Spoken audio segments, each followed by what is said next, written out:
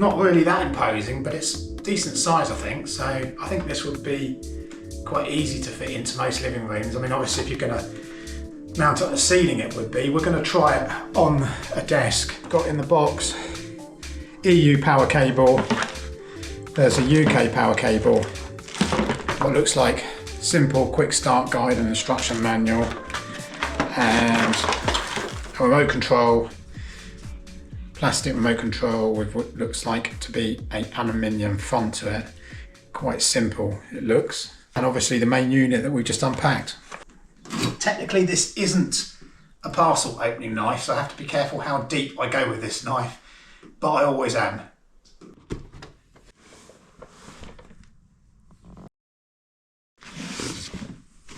I think there's feet on the underside here, so we have to turn the feet, I'm guessing, sideways so we can then pull the screen from the top.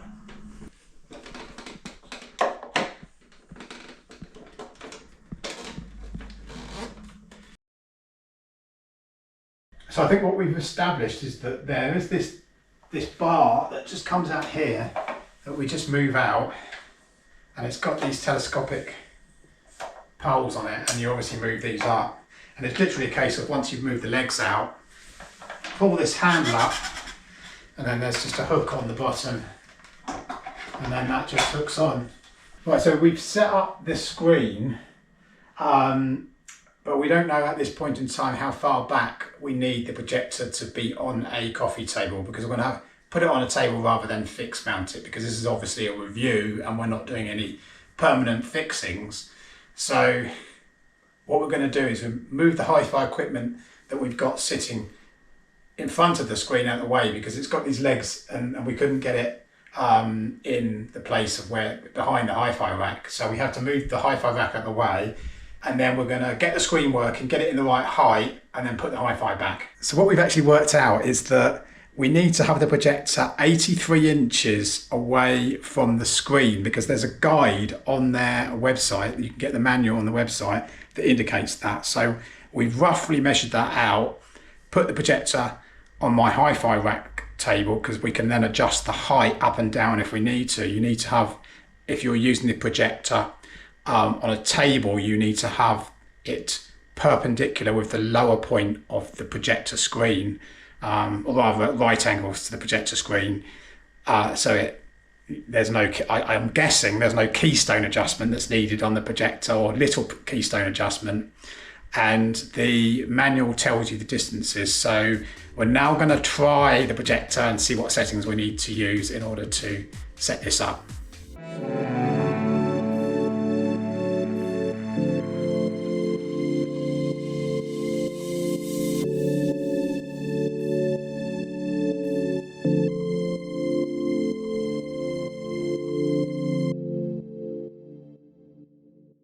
So what we've just found out is there's two adjustments. There's a zoom adjustment. Well, I didn't actually find it out, my cameraman Derek did. There's a zoom adjustment that allows you to zoom in and out, opening this panel on the unit, and also a left or right shift or up and down shift for the picture. This is the zoom in or out functionality, and then you've got the shifts here. And as it says on the tab there, zoom or lens shift. So we've got it to some semblance of looking quite good. We're tweaking the settings as much as we can, both the horizontal keystone and vertical keystone adjustment, which you can do in the menus of this projector. Also by adjusting the feet up and down, trying to get the bottom of the projector roughly in line with the bottom of the screen, and getting the projector as far away as possible from the manual amount that we talked about, adjusting the focus, and bearing in mind too that you can have the projector off if you've got it on a coffee table to the left or the right, so that you can put your seating position more centrally and sit closer to the projector, which is what we've been messing around with trying to get the adjustment correct, also by adding another tier to my hi-fi rack and placing the projector higher up to get it at a right angle with the the line of the lens at a right angle to the bottom of the screen. It seems to work quite well. Got it connected to a PlayStation, which is working well, and we're playing a 4K video at the moment. And so far, I'm quite impressed with the picture quality. It's not obviously very easy to tell at this point in time because it's a very bright day, a very sunny day, and there's a lot of sun coming in. My flat is east to west facing, so there's a lot of light coming in at the moment, and when it gets later in the day, the sun goes down and it's obviously going to get darker, so we'll be able to give it a better appraisal as to how we're getting on with the picture quality. But so far, pretty impressed. The world is about to become a smaller place. Soon you'll be able to travel a mile every 3 seconds. The story of Concorde is one born of dreams that soared well beyond people's imagination.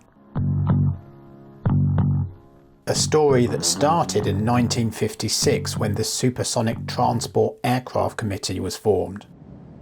When the skies were filled with the sounds of early jet engines, Anglo-French visionaries were imagining a passenger aircraft that could outrun the sound they made. An aircraft that could fly faster than a rifle bullet, covering 23 miles a minute. A joint venture between Britain's BAC and what was to become France's Aerospatiale, when in 1961 the first meetings took place between both countries. Concorde by name signified harmony and partnership between these countries. On the 2nd of March 1969, competing to get Concorde into the air, the first French prototype flew. Nose come up to 20 degrees, she's airborne, she flies.